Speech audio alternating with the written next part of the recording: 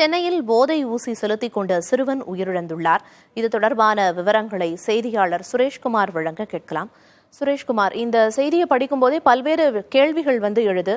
ஒரு சிறுவனுக்கு போதை ஊசி கிடைக்கிற அளவுக்கு சகஜமா போதை புழக்கம் அப்படிங்கிறது இருக்கா அப்படிங்கிற கேள்வி எழுது. இந்த சம்பவத்தை பொறுத்த வரைக்கும் என்ன நடந்தது விவரம்?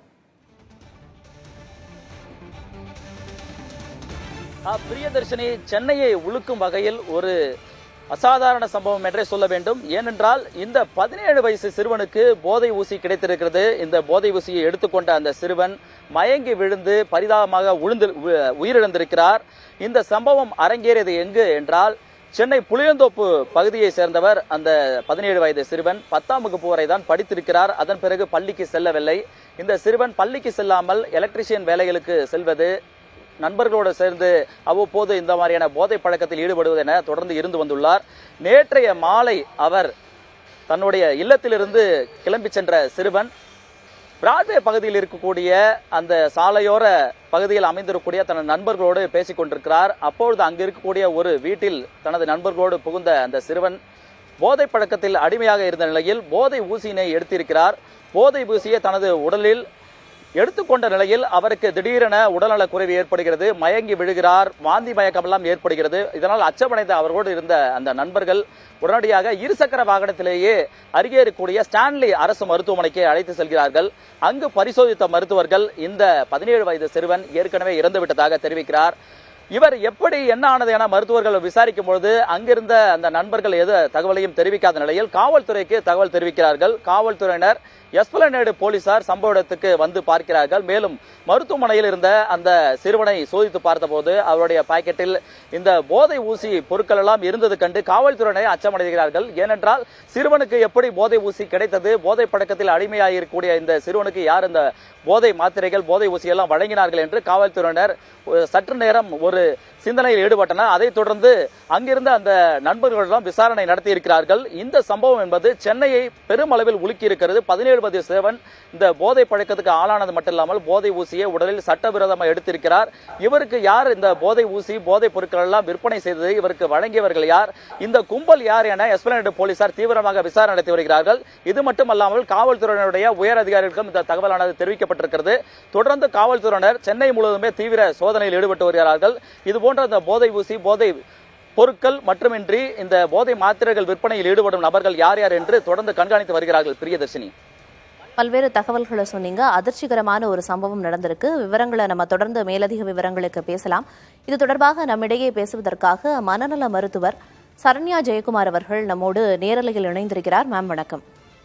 வணக்கம் மேம், சென்னையில திரும்பவும் அதிர்ச்சியுற்ற ஒரு சம்பவம் நடந்திருக்கு. 17 வயது சிறுவன் போதை ஊசி செலுத்தி உயிரிழந்திருக்காரு. இதை எப்படி பாக்குறீங்க?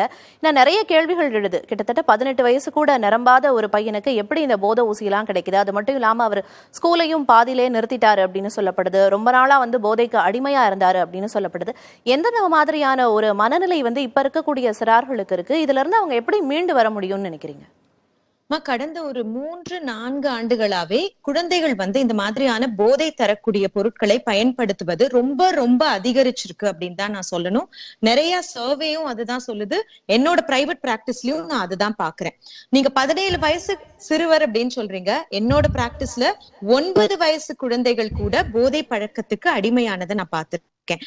சாதாரண சின்ன சின்ன பொருட்கள்ல இருந்து ஆரம்பிச்சு இந்த ஊசி மாதிரியான பெரிய பொருட்களை அவங்க வயசாக பயன்படுத்த ஆரம்பிக்கிறாங்க. இந்த ஊசியை பொறுத்த வரைக்கும் இது ஒரு ஸ்டெரைல் என்வாயன்மெண்ட்ல ஹாஸ்பிட்டல்ஸ்ல யூஸ் பண்ணக்கூடிய பெயின் கில்லர் இன்ஜெக்ஷன்ஸ். அது ஸ்டெரைல் வாட்டர் கலந்துதான் பேஷண்ட்ஸ்க்கு கொடுப்பாங்க. ஆனா நான் பார்த்திருக்கிற நிறைய சின்ன குழந்தைகள் அதுவும் எஸ்பெஷலி நார்த் மெட்ராஸ்ல நிறைய குழந்தைங்க அவங்க இஷ்டத்துக்கு டேப் வாட்டரை போட்டு கலந்து ஊசியை போட்டு ஏத்துறதெல்லாம் கண்டிப்பாக உயிரை எடுக்கும், உயிரை கொல்லும். இது கண்டிப்பா அது செய்யும். அவங்க நினைக்கிறாங்க ஸ்மோக் பண்ணா லங்ஸ் பாதிக்கும், ட்ரிங்க் பண்ணா லிவர் பாதிக்கும், இந்த மாதிரி பொருள் எல்லாம் என்ன எதுவுமே செய்யாது, மூளை ஃபாஸ்டா வேலை செய்யுது, நல்லா படிக்க முடியுது, ஃபாஸ்டா வேலை செய்ய முடியுது, இப்படி எல்லாம் நினைக்கிறாங்க. அது எல்லாமே போய் அப்படி எல்லாம் நடக்கிறதே கிடையாது. உங்க மூளை ஓட்டையா போயிடும். நீங்க அப்நார்மலா மாறிட்டு வர்றது உங்களுக்கே தெரியாது, சுத்தி இருக்கிறவங்களுக்கு தெரியும். அண்ட் எஸ்பெஷலி சில பாவர்ட்டியில இருக்கக்கூடிய, வறுமையில இருக்கக்கூடிய குடும்பங்கள்ல வந்து குழந்தைகள் என்ன செய்யறாங்கன்னே நிறைய அப்பா அம்மாக்கு தெரியல. ஒரு ஏதோ 10ஆம் வகுப்பு வரைக்கும் தள்ளி தள்ளி தள்ளி தள்ளி ஸ்கூலுக்கு அனுப்பிடுறாங்க. அதுக்கப்புறம் 10th ஃபெயில்னா அதுக்கப்புறம் அந்த குழந்தை என்ன செய்யுதுன்னு அவங்களுக்கு தெரியல. டிராப் அவுட் ஆகும் போது இந்த மாதிரி பிரச்சனைகள் நிறைய வருவதற்கான வாய்ப்புகள் இருக்கு. அப்போ டிராப் அவுட் ஆனதுக்கு அப்புறம் எங்கேயோ ஒரு இடத்துல அந்த குழந்தை வேலைக்கு போகுது, கையில கொஞ்சமா காசு கிடைக்க ஆரம்பிக்குது. அந்த காசை வச்சு இந்த மாதிரி போதை தரக்கூடிய பழக்கங்களுக்கு போகும்போது அந்த குழந்தைய மீட்டு எடுத்துட்டு வர்றது ரொம்ப கஷ்டமா இருக்கு. இப்போ நீங்கள் குறிப்பிட்டீங்க 17 வயது சிறுவன்னு நான் குறிப்பிட்டேன். ஆனால் 9 வயதுல இருந்தே சின்ன சின்ன பொருட்கள் எல்லாம் இந்த வந்து போதையை வந்து அவங்க உணர்ந்து அதை பயன்படுத்தப்பட்டு அதை அடிக்ட் ஆயிடுறாங்க அப்படின்னு. இதில் ஒரு முக்கியமான ரோல் வந்து பேரண்டிங்லையும் இருக்கு இல்லையா? ஏன்னா அவங்களோட கண்காணிப்புக்கு கீழே தான் குழந்தைங்க வருவாங்க. ஒரு அண்டர் ஏஜ்ல இருக்கிறவங்க வந்து இந்த மாதிரியான சப்ஸ்டன்சஸ்க்கு அடிக்ட் ஆகும்போது பேரண்டிங் வந்து எந்த அளவுக்கு இருக்கு, பேரண்ட்ஸ் வந்து எந்தெந்த மாதிரியான விதங்கள்ல எல்லாம் வந்து தங்களோட பிள்ளைங்களை கண்காணிக்கணும் அப்படின்னு குறிப்பிடுங்க மேம்.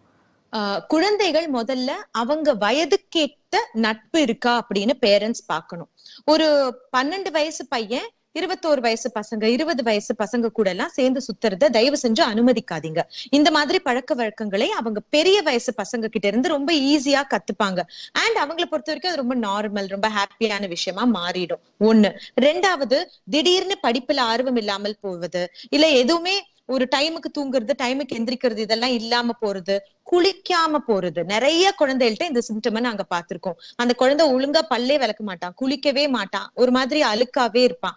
அந்த மாதிரி சிம்டம்ஸ் பார்த்தா நீங்க தயவு செஞ்சு உடனே நீங்க ஆக்ஷன் எடுக்கணும். நிறைய நேரங்கள்ல பல்லுல கரை பார்க்கலாம், அண்ட் கண்ணு வந்து சிவப்பா இருக்கிறத பார்க்கலாம். இந்த மாதிரி விஷயங்கள் எல்லாம் குழந்தைகள்கிட்ட பார்த்தா, இல்ல ஈவன் யங் அடல்ட்ஸ் கிட்ட பார்த்தா உடனே அதுக்கு தேவையான ஆக்ஷன் எடுக்கிறது நல்லது. என்ன ஆக்ஷன் எடுக்கிறது அப்படின்னா, ஒரு டாக்டர்கிட்ட கூட்டிட்டு போய் செக் பண்றது நல்லது. உங்களுக்கு டாக்டர்கிட்ட கூட்டிட்டு போறது தெரியல, எந்த டாக்டர்கிட்ட போறதுன்னு தெரியலன்னா, எல்லா டிஸ்ட்ரிக்ட்லயுமே ஜிஹெச்ல மென்டல் ஹெல்த் டிபார்ட்மெண்ட் இருக்கு. அதுல சைக்காட்ரிஸ்ட் இருக்காங்க, சைக்காலஜிஸ்ட் இருக்காங்க. அவங்க கிட்ட கூட்டிட்டு போனா இவங்க என்ன பொருள் யூஸ் பண்றாங்க, இதுக்கு என்ன ட்ரீட்மெண்ட் அப்படிங்கறது தெளிவா சொல்லிடுவாங்க. பைத்தியம் பிடிச்சாதான் சைக்காட்ரிஸ்ட் கிட்ட போகணும் அப்படிங்கிறது கிடையாது. இந்த மாதிரி போதை தரக்கூடிய பொருட்களை வந்து யூஸ் பண்ணும் போது அதுல இருந்து குழந்தைகளையோ பெரியவங்களையோ காப்பாத்துறதுக்கும் சைக்காட்ரிஸ்டோட தேவை இருக்கு. பேரண்டிங்ல வந்து என்னென்ன மாதிரியான விஷயங்கள் எல்லாம் கவனிக்கணும் அப்படின்னு குறிப்பிட்டீங்க. நீங்க சொன்ன மாதிரி நிறைய கேசஸ் வந்து பார்த்திருப்பீங்க.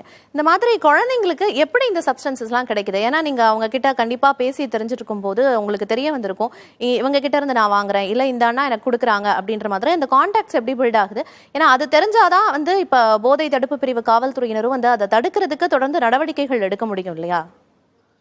குழந்தைக்கு இந்த மாதிரி போதை பொருள் கொடுக்கறதுக்கு வந்து பிரிவென்ட் பண்றதுக்கு நிறைய சட்டங்கள் இருக்குமா. குழந்தைக்கு இந்த மாதிரி, குழந்தைன்னா 18 வயசு கீழே இருக்கிற யாருக்கும் இந்த மாதிரி ஒரு பொருளை கொடுத்து யூஸ் பண்ண சொன்னா ஜேஜே ஆக்ட் செக்ஷன் 77 பொறுத்த வரைக்கும் 7 ஆண்டுகள் வரை ஜெயில் தண்டனை.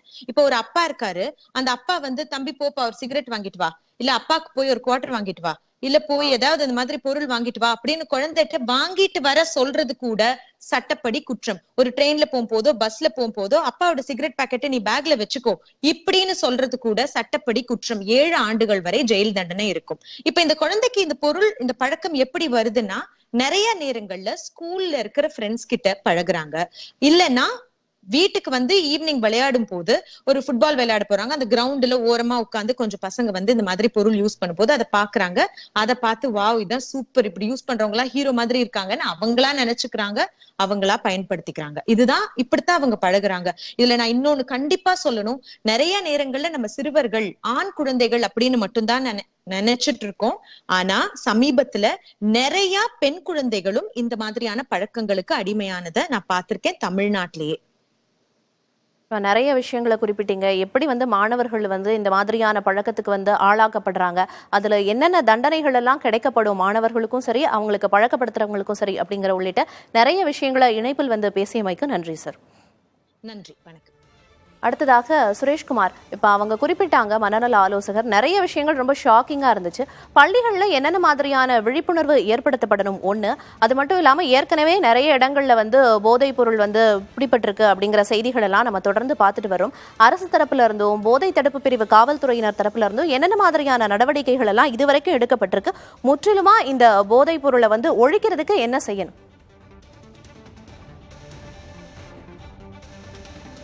பிரியதர்ஷினி, நீங்க குறிப்பிட்டது போலவே இந்த சம்பவம் இது நமக்கு முதல் சம்பவம் கிடையாது. இது 17 வயது சிறுவன் என்பதால் இந்த சம்பவம் பெரிய அளவில் பூதாகரமாக ஏற்பட்டிருக்கு. அதே நேரத்தில் வட சென்னை உள்ளிட்ட சென்னையின் பல்வேறு இடங்களில் இது போன்ற போதை ஊசி பழக்கம் என்பது தொடர்ச்சியாக பல இளைஞர்களிடம் காணப்படுகிறது.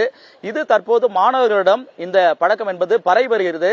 இது ஒரு வருந்தத்தக்க செய்தி. ஏனென்றால் இந்த மாணவர் தன்னுடைய நண்பர்களோடு சேர்ந்துதான் இந்த போதை ஊசி பழக்கத்துக்கு ஆளாகியிருக்கிறார். அவரோடு சேர்ந்து மேலும் பல இளைஞர்கள் இதே போன்ற மாணவர்கள் கூட இந்த பழக்கத்துக்கு ஆளாகி இருப்பது இந்த சம்பவத்திலிருந்து தெரிகிறது. ஆகவே காவல்துறை என்பது இது போன்ற சம்பவங்கள் நிகழும் போது அதில் தொடர்புடைய நபர்கள் மட்டுமின்றி இந்த போதை ஊசியை விற்பனை செய்தவர்கள் யார் என்று விசாரணை மேற்கொண்டு அவர்களை பிடிக்கும் நடவடிக்கையில் ஈடுபட்டு வருகிறார்கள். இருந்தபோதும் இது ஒருவரிடம் இருந்து அடுத்தவர் என்று ஒரே நிலையில் நின்று விடுவதில்லை. குறிப்பாக நான் பார்த்தோம் என்றால் இந்த போதை ஊசி என்பது போதை மாத்திரையாக அவர்கள் கைகளில் கிடைக்கிறது. அந்த போதை மாத்திரையை நுணுக்கி அதன் பிறகாக சட்டவிரோதமாக இவர்கள் தங்களுடைய உடலுக்குள் செலுத்திக் கொள்கிறார்கள். ஆகவே இந்த போதை மாத்திரைகள் எங்கிருந்து எப்படியெல்லாம் வருகிறது என்பதை தொடர்ச்சியாக காவல்துறையினர் கண்காணித்து வருகிறார்கள். சமீபத்தில் ஒரு 2 வாரங்களுக்கு முன்பாக வியாசர்பாடி பகுதியில் MKP நபர் காவல் நிலையத்துக்கு உட்பட்ட ஒரு பகுதியில் கூட ஒரு இளைஞர் இதே போன்ற போதை ஊசி எடுத்துக்கொண்டு சமீபத்தில் உயிரிழந்திருக்கிறார். அதே போல நாம் பார்த்தோம் என்றால் அடுத்தடுத்த சம்பவங்கள் கடந்த 6 மாதங்கள் இது போன்ற ஏராளமான சம்பவங்கள் சென்னை நகரில் நடைபெற்றிருக்கிறது. இவற்றையெல்லாம் தடுப்பதற்கு பிரத்யேகமாக காவல்துறையினர் முடுக்கிவிடப்பட்டிருந்தாலும் அதை கட்டுப்பாட்டுக்குள் கொண்டு வர முடியவில்லை என்பதே ஒரு மிகுந்த குற்றச்சாட்டாக இருக்கிறது. அதே நேரத்தில் மாணவர்களிடம் விழிப்புணர்வு ஏற்படுத்தும் வகையில் கல்வித்துறை மற்றும் காவல்துறையினர் அப்பப்போது விழிப்புணர்வு நிகழ்ச்சிகளை ஏற்படுத்தி வருகிறார்கள். துண்டு பிரசாரங்கள் வழங்கி வருகிறார்கள். விடுபடுவதற்கான உரிய நடவடிக்கைகளை மேற்கொண்டு வருகிறார்கள். பிரியதர்ஷினி, சென்னையில போதை ஊசி செலுத்திக்கிட்டு உயிரிழந்த மாணவர் ஒருவர் உயிரிழந்த அதிர்ச்சி சம்பவம் நடந்திருக்கு. குறிப்பா போதை தடுப்பு பிரிவினர் வேற இருக்கணும். ஏன்னா எங்க இருந்து விநியோகம் செய்யப்படுது அப்படிங்கறத தாண்டி இதுக்கு வேற எது இருக்கோ அதை களையணும் அப்படிங்கறத தான் எதிர்பார்க்கிறோம். அப்படி செய்யப்பட்டா மட்டும்தான் இனிவரும் காலங்களில் இது போன்ற சம்பவங்களும் விபத்துகளும் நேரிடாது. பெற்றோரும் அவங்களோட கண்காணிப்புக்கு கீழே குழந்தைங்களை கட்டாயம் வச்சுக்கணும் அப்படிங்கிற பல்வேறு விஷயங்கள் குறித்து பேசினோம். விவரங்களை வழங்கியதற்கு நன்றி சுரேஷ்குமார்.